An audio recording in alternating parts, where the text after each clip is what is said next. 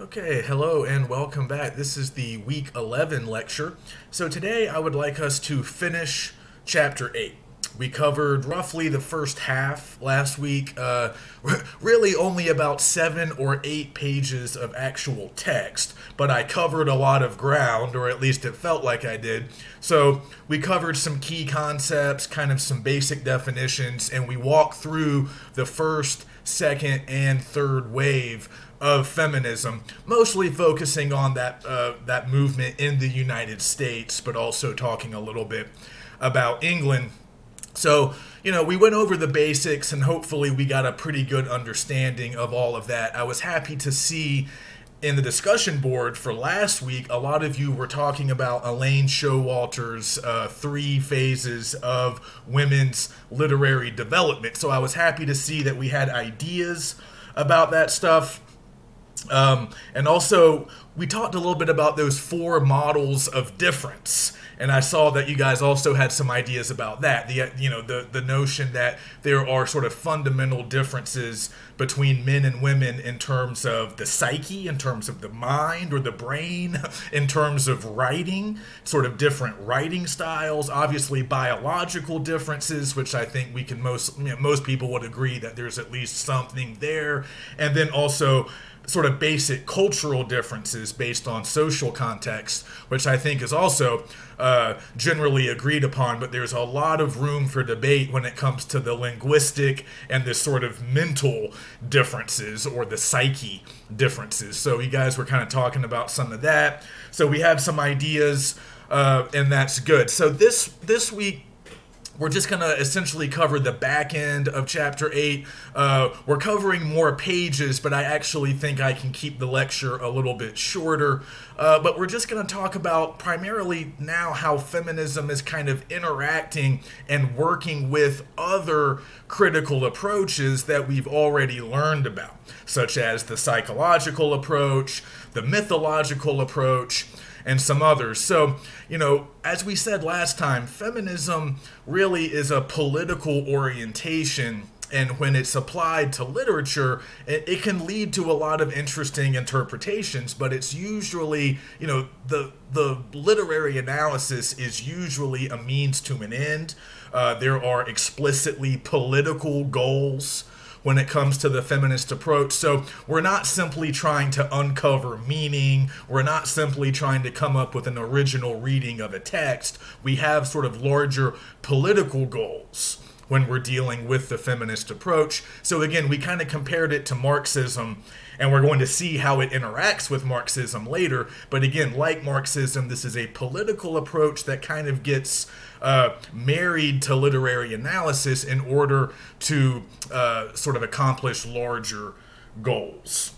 So we'll kind of walk through some of these older approaches that we should already be familiar with, and we'll also see how feminism, especially now in the third wave, is sort of expanding and accommodating more groups of people. We have a lot of different kinds of feminists with different priorities, slightly different focuses and concerns.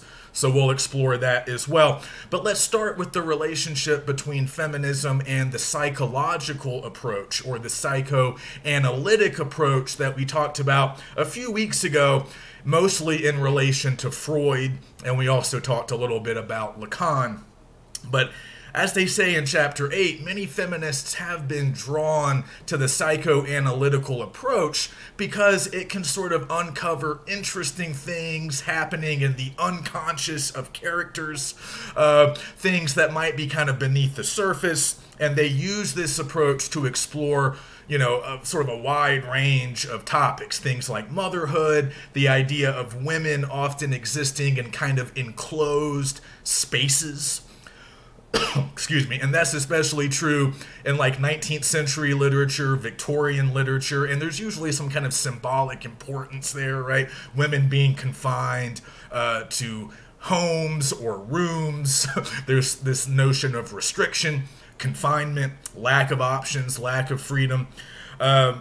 But they've also used this approach to kind of explore the doubling of characters, which is kind of interesting, like characters having a double that kind of, or in some ways kind of opposites, kind of like mirror images, but kind of like an inverted double, or sort of like a counterbalance or a counterpoint.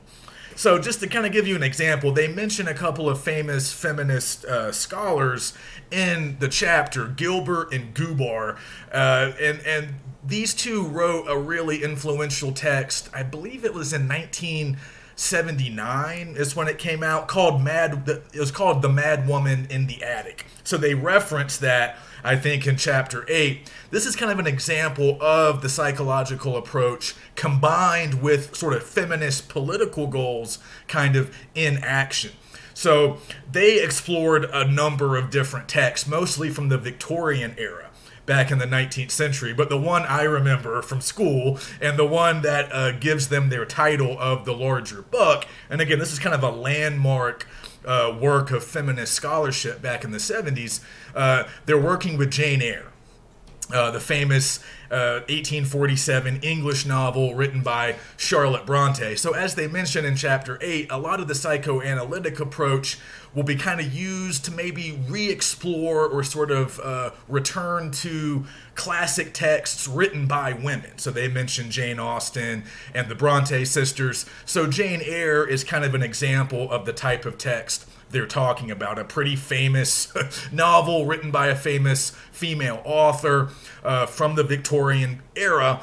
And the whole idea, I'll try to simplify it and summarize it briefly, is so we have, as is the case in a lot of novels from this period written by women, we have a female protagonist in Jane Eyre, the Jane, right? And she's kind of, in some ways, sort of an angelic character, portrayed as very morally upright, sort of virtuous and pure. But then we have this counterbalance. We have this weird sort of character doubling that takes place in the book, where she has sort of a mirror image, but again, it's like distorted and inverted. And it is literally a woman who's locked up in the attic. So if you guys have read that book, you might know a little bit about the plot. Maybe you've seen one of the movie adaptations. So Jane Eyre falls in love with Rochester, who's sort of this like mysterious, dashing guy. She basically works for him.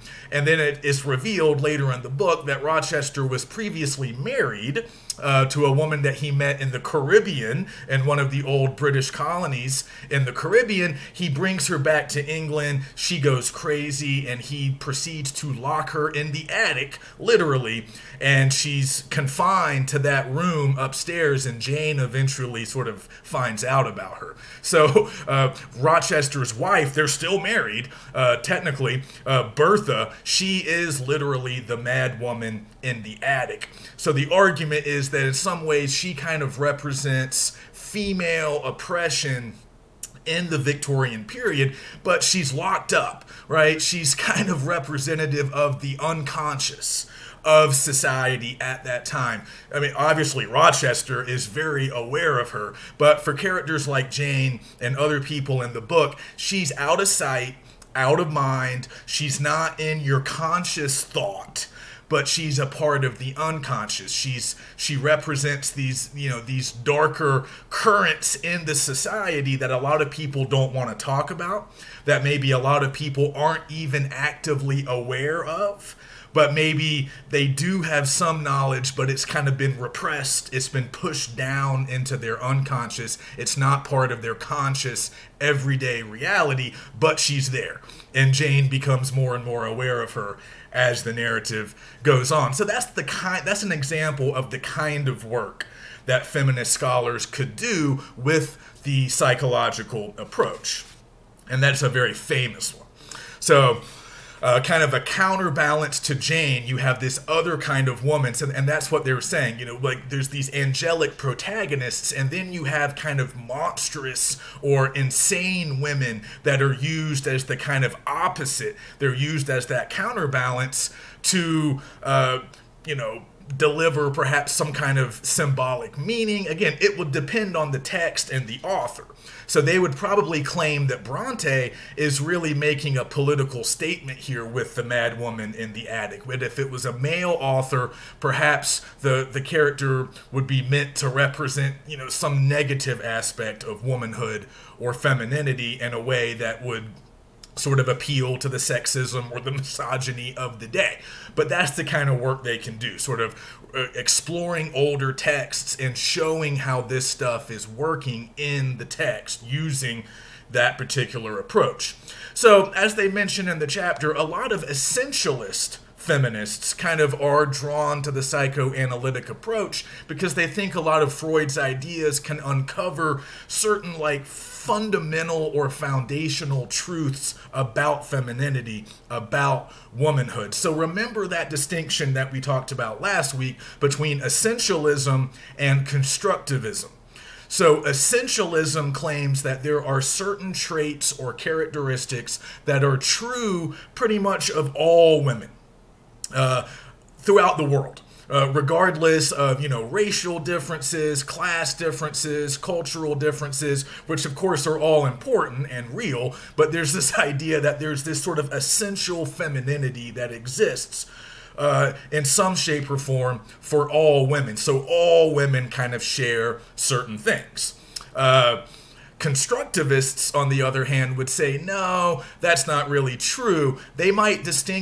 The constructivists might distinguish between sex and gender. They might say, yes, there are certain obvious differences in sex, like in terms of reproductive organs between men and women, but there's no essential femininity. That's just socially constructed. Right? Our ideas about gender roles, our ideas about what constitutes feminine versus masculine, constructivists would say that's all just created by society or by culture.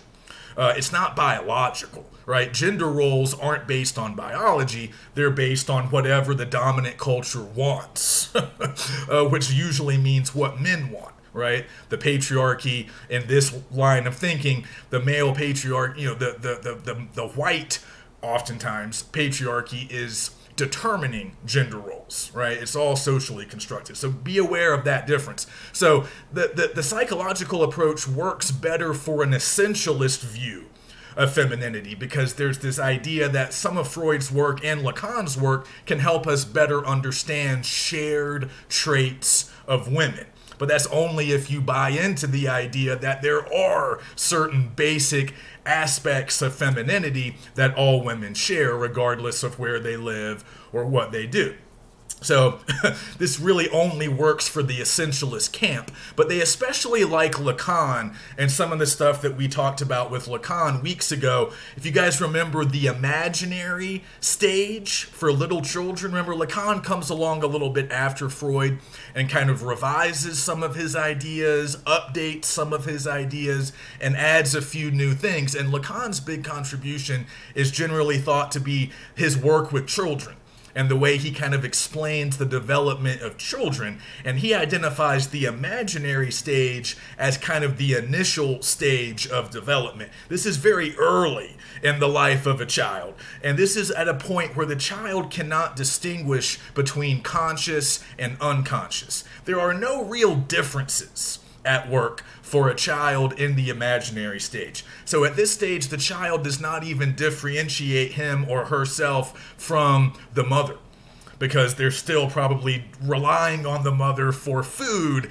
and basic protection and care. So at this point, there's not even a distinction between self and others. There's no distinction between masculine and feminine, male or female, mother or father. None of that exists yet. So in the imaginary stage, Lacan says there's no repression. There's nothing to repress. There's nothing to hide. It's a very open, free stage because the child has not been made aware yet of difference. But then, as the kid gets a little bit older, the kid enters into what's called the symbolic order.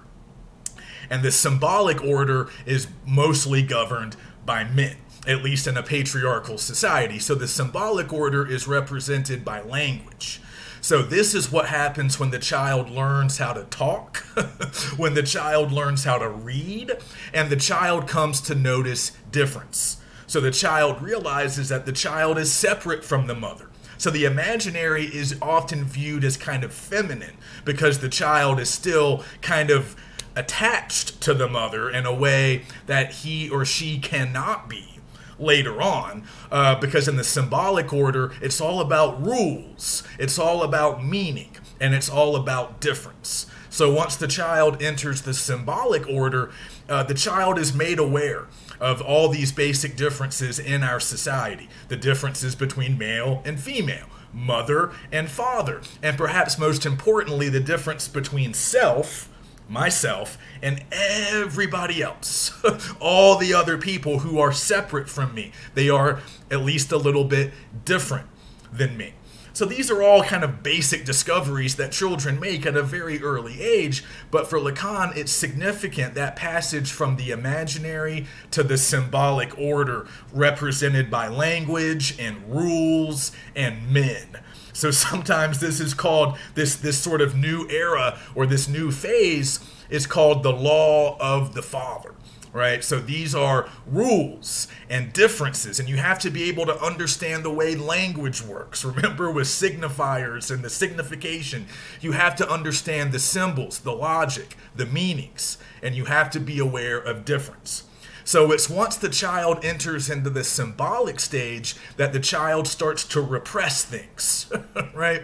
Now there's a distinction between the conscious and the unconscious. And the child learns that if he or she has desires or wishes or ideas that don't fit in to the rules and the laws of the father, represented by male authority, and literally the father, if the child doesn't always conform to those standards, then those desires that don't quite fit, they get suppressed, they get pushed down, and they usually enter the unconscious where there's still more freedom. But it can't be acknowledged openly because they don't conform to the rules or the laws of the father. So that's kind of the basic idea. So a lot of feminists are drawn to that imaginary stage where the mother is still kind of in that primary position and difference doesn't really matter, right? They view that as a more feminine space where we can be free of all of those rules and all of those laws that come with the symbolic order, right? So if the symbolic order is all about control and following certain rules, the imaginary, again, it's free, there's no repression, there's no shame, and it's often coded as kind of feminine, whereas the symbolic order, according to Lacan, is very much masculine. So a lot of feminists want to kind of go back to the imaginary, and they claim that in that imaginary stage, or in the unconscious, really, there's kind of a more feminized language. Again, if you buy into the idea of essential feminism, there's sort of this language of the feminine that can almost destabilize the male symbolic order, because that male symbolic order, it's all about categories, right? It's all about rules. So it's all based on difference. They have to categorize everything in neat little boxes, whereas the imaginary stage, it's not about that. So the feminine language of the imaginary stage is kind of makes things difficult, or kind of, destabilizes the whole male symbolic order, is kind of the thinking. So they also mentioned that other feminists are a little bit less thrilled with Freud because they think that he often misunderstood the women that he treated, and that he often viewed women as simply a sort of tool to better understand the psychology of men, which is probably true, but just, they do mention that, they kind of cut him a break because a lot of the mental and physical disorders that he was treating back in the early 20th century had previously never been treated in regard to women, right? They had previously never been treated or even really discussed. In some ways, they weren't even really known. So Freud was kind of in uncharted territory as he tried to treat, certain things like postpartum depression, chronic fatigue syndrome, things that we understand now, but people didn't really understand them back then. And really, even though he didn't always understand them, Freud has helped to bring a lot of those disorders to light, and now they're recognized as actual medical problems that can be treated. Okay, so very quickly, let's go through feminism and the mythological approach. This is also something that can work. A lot of feminist scholars want to use mythology to kind of find some of those archetypal female characters that might show up in more modern text, or they might kind of serve as the basis for certain female characters, or just certain ideas perhaps about femininity.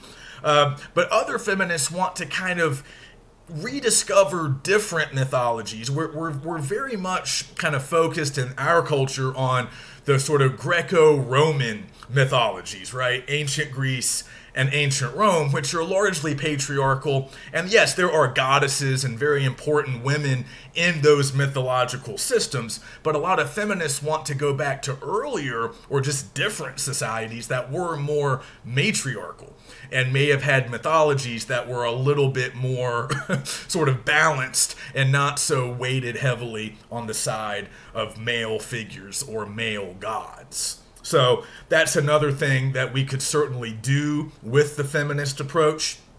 And then we'll kind of come back to talking about Marxism and materialism. Those are the other approaches that we can really combine with feminism. But the next thing that we see in chapter 8 is this larger discussion about different groups of feminists, right? So as we talked about last week, especially with the first and second waves of feminism, those were largely movements sort of oriented toward and led by primarily middle-class white women.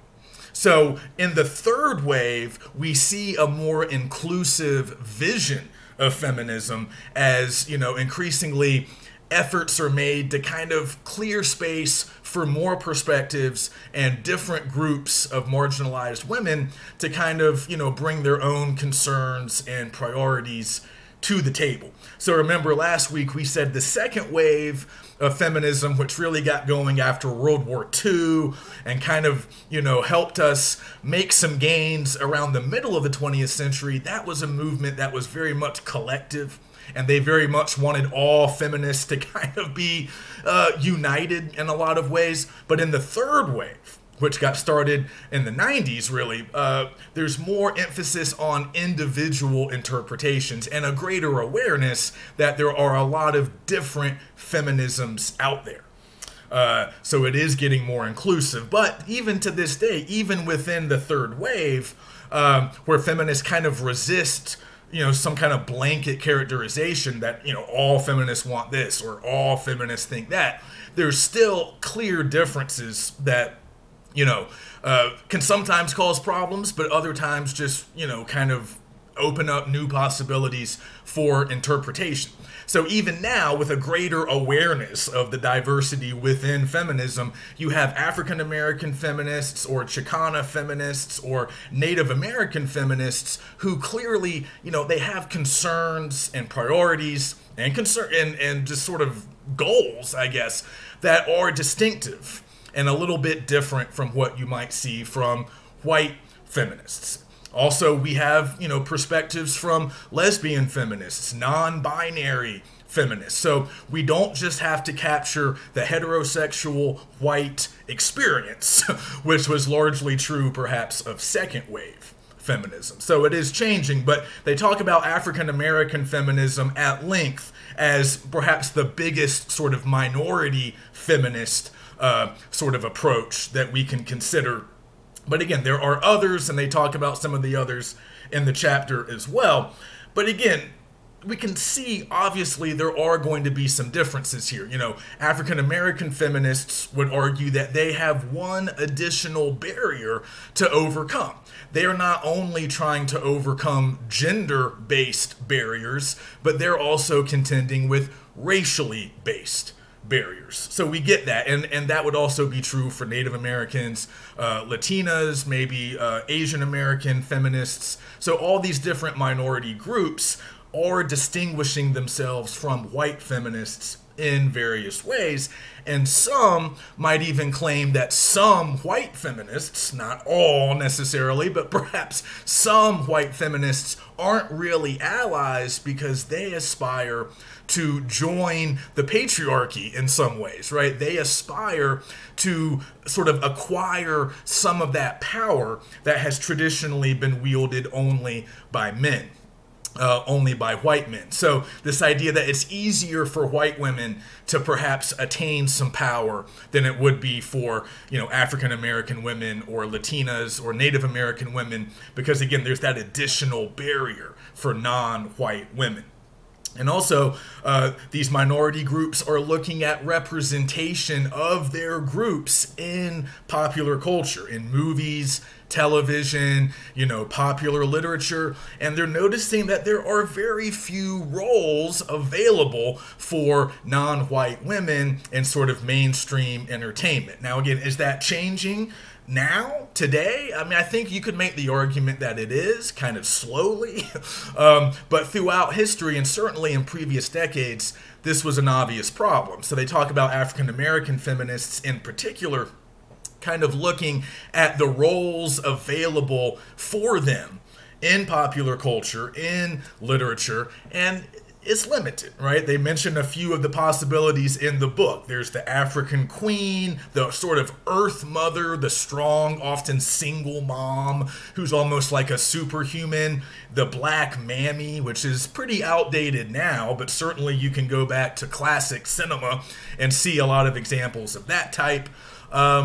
It's limited, right? And other minority groups could make similar observations. And also, as they mention in the book, a lot of these minority feminists were kind of disillusioned and disappointed by the civil rights movements that went on during the 60s and 70s because those were largely dominated by men.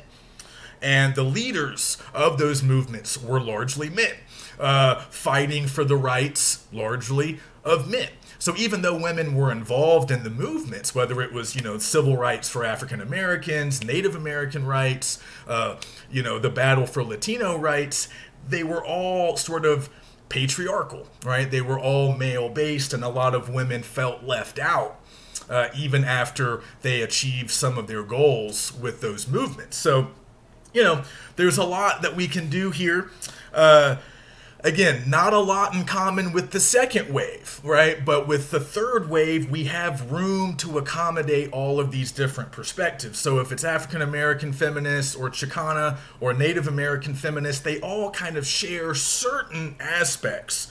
They all share, certain or somewhat similar histories, histories of racism, class exploitation, and sort of cultural domination. So there are commonalities that bind them together, but separate them a little bit, or a lot of it, in some cases, from white feminists. So just kind of be aware of those distinctions and the fact that there is no one-size-fits-all feminism. There are lots of different feminisms. That's pretty much a truism today. All right, very quickly, let's talk about Marxism and materialism, and then we'll wrap up with film studies and gender studies.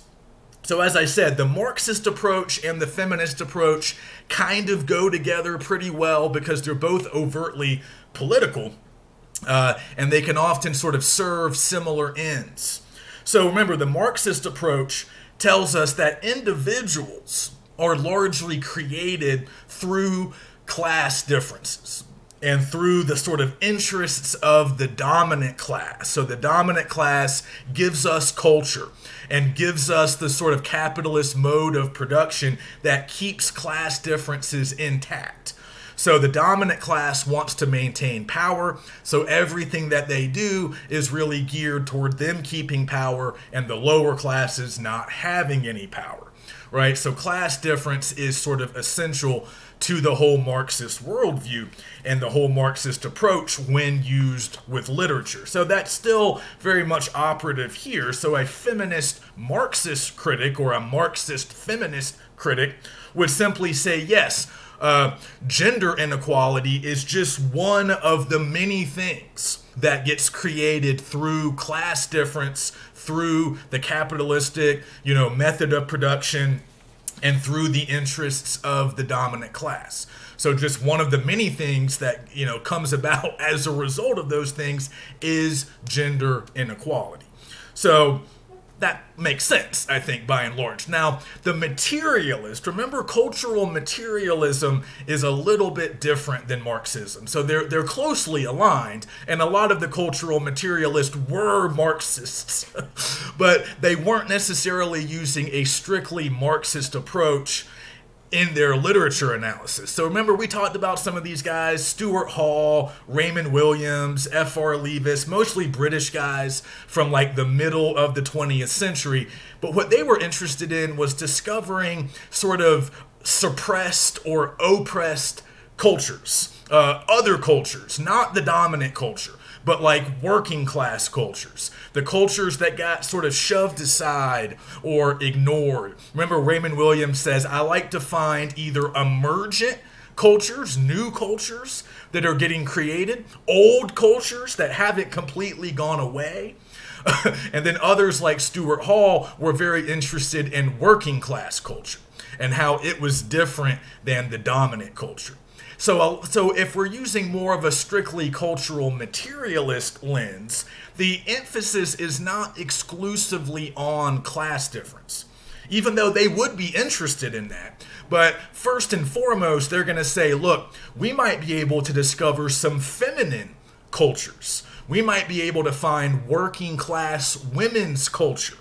It's not dominant. It's not talked about. It's kind of in the shadows. It's kind of pushed beneath the surface, but it's there. Let's discover it, right? So they're going to be looking at different cultures that might be based on gender inequality first and foremost. And then within that gender inequality, they might be able to find class differences. So it's just a question of emphasis, right? Marxists want to start with the class differences, and everything kind of comes from that.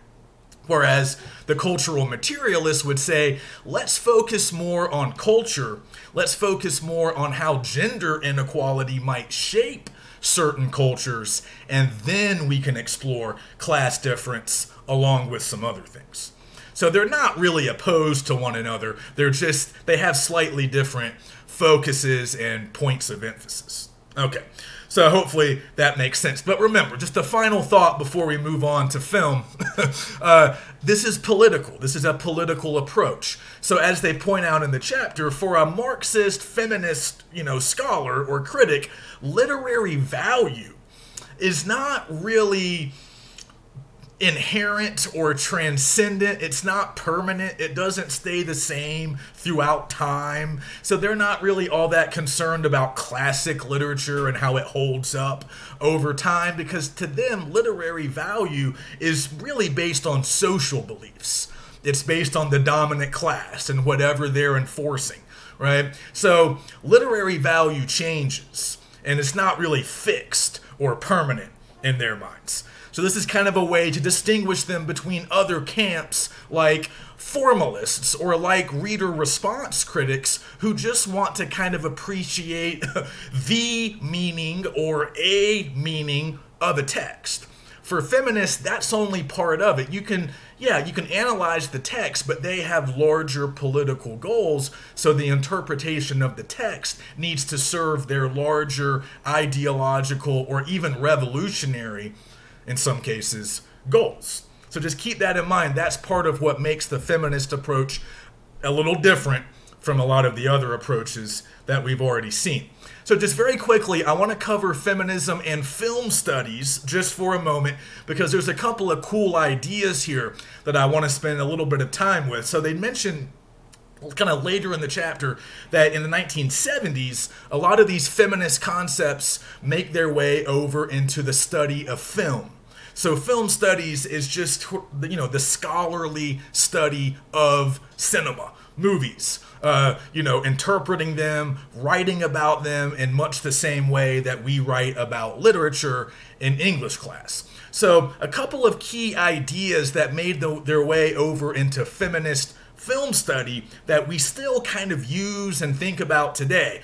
I'm not going to cover all of the stuff they talk about with film study, but just reflection theory and the male gaze. These are the two concepts that I want to cover because I think these make a lot of sense to us, and we're still talking about them and writing about them in many ways. So the reflection theory is pretty simple. It just says that, movies really kind of reflect the social reality of women in a lot of ways, because often in movies, women are being watched. Women are objects to be watched and sort of objectified by men.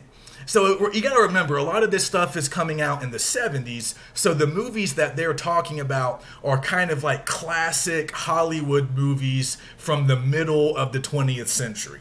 So movies from like the 40s, 50s, and 60s, kind of the golden age of Hollywood filmmaking. So you could argue that a lot of these things are changing now. Representation in movies is probably changing in a lot of ways, but remember, they're talking about older movies. So the idea here is that because women are often watched in everyday life, that sort of function in the movies is very reflective of their social reality. However, the movies also kind of distort the lives of women because they're being reduced to just a handful of roles, just a handful of types. So this is kind of similar to what African American feminists continue to say today, which is there's not a lot of roles to choose from when it comes to black women in, popular art. So the idea that we have with the reflection theory is that most women in movies are reduced to one of the following: virgins, vamps, victims, suffering mothers, or sex kittens. And we could probably add a few more to that list. I would add the long-suffering or patient wife/girlfriend, another common character type for women in the movies even today, especially with action movies or cop movies. We see the patient wife. We often see the wife or the girlfriend or the daughter as potential victim, as a hostage, or somebody who needs to be rescued, right? So the idea is women are being watched and they don't have a lot of different roles to choose from. And again, this is largely true of sort of classic Hollywood cinema. And a very similar idea is the male gaze. This was coined by a critic named Laura Mulvey back in the 70s. And I think it makes a lot of sense if you consider it for a moment. Now, again, is it changing? Is it less dominant now? Probably. But back in the 70s when Mulvey was writing, it was very much at work. So this is essentially the idea of men watching women. But the idea that oftentimes in film, the camera is often an extension of the male spectator. So, and just think about this for a minute. I posted a clip to the Week 11 module from an Alfred Hitchcock movie called Notorious from the 1940s. And I think if you watch that clip, you'll see exactly what Mulvey means. So basically, she's saying that the camera often watches women, objectifies women in much the same way that a man would. If a man sees an attractive woman, the camera sort of captures what that whole situation looks like. So if you watch that clip, that scene from the Hitchcock movie, you'll notice that the actress, Ingrid Bergman, is often being looked at in ways that really capture the male gaze. So not the entire scene, but if you notice when Cary Grant, the young, dashing guy, first walks into the party and he sees her, for a moment, we get his perspective. So we see Ingrid Bergman from the male character's perspective. It doesn't last very long, but it's noticeable. And you see her at a distance through his eyes. And then she notices him and she starts to approach him. But we, the spectators, are seeing that much like Cary Grant or his character would see that. So the idea is this objectifies women, but this also forces all movie watchers to identify with male characters. We are seeing the world oftentimes through the eyes of male characters, which is pretty natural for male viewers. But Mulvey says this is really weird for women who watch movies, and of course many women watch movies, so the women are being forced to identify oftentimes with male characters, which is kind of disorienting, right? But if you watch that scene, it's not just that we see her from Cary Grant's perspective. Later, when she comes over to talk to Cary Grant, her husband, the older guy, he's watching her from a distance because he's not pleased that she's talking to young Cary Grant. So we see her from her husband's perspective, at least briefly. So we get two different male gazes in that scene, but we see Ingrid Bergman as these men see her. And if you watch a lot of classic movies, you'll notice that this is really quite common, right? And I would argue it's still pretty common, because one thing Mulvey points out is it's kind of inevitable when so many directors are men, because the perspective is obviously going to be male, and that's what they're capturing. So it's often an unconscious thing. Not all male directors are intentionally necessarily trying to objectify the actresses, but it just happens because that's how men often look at women, and that's how men are looking at women in the movie. And because of the camera and how it can be a stand-in for men, now all spectators of the movie are viewing the woman much like a man would. So because it was a male-dominated industry back in the middle of the 20th century. One thing we've observed, though, is in more modern times, we have more women directors, more women making films, so that's going to lead to different perspectives, right? Is there such a thing as the female gaze? Can things be reversed? Can men serve as objects for the female gaze? And with more women making movies, maybe we can get just a wider variety of perspectives. We can start to move away from the male gaze a little bit. But just take a look at that scene, and I think you'll see what Mulvey means. But her larger point is, because of the male gaze, again, women are reduced to just a few types. Okay, and there's just a few options for spectators when they're watching women in this way. So they can either desire the woman, so obviously sex plays a big role in this. They can fetishize the woman, turn her into an object of desire. That's one option. There's also the option of rescuing the woman. If the woman appears to be vulnerable or in danger, the male spectator might want to save her.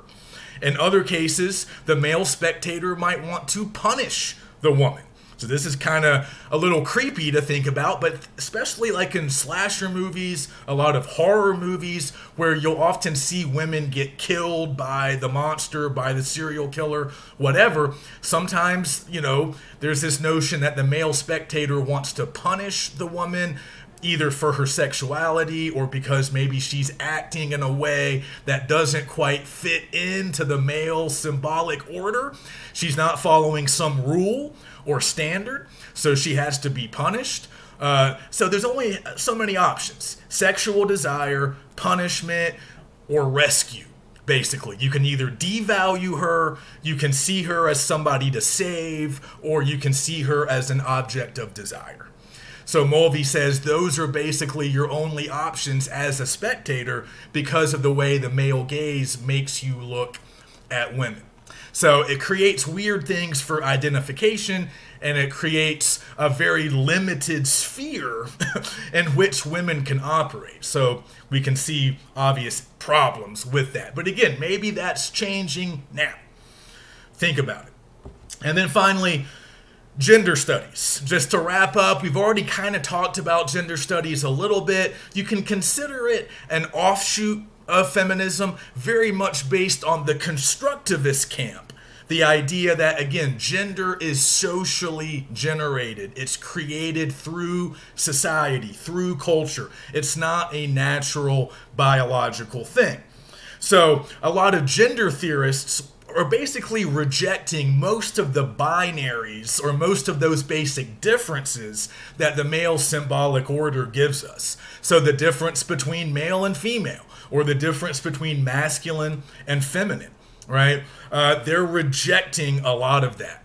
they're rejecting a lot of those binaries and a lot of the sort of standard Western rules and practices and mores connected to sex and gender.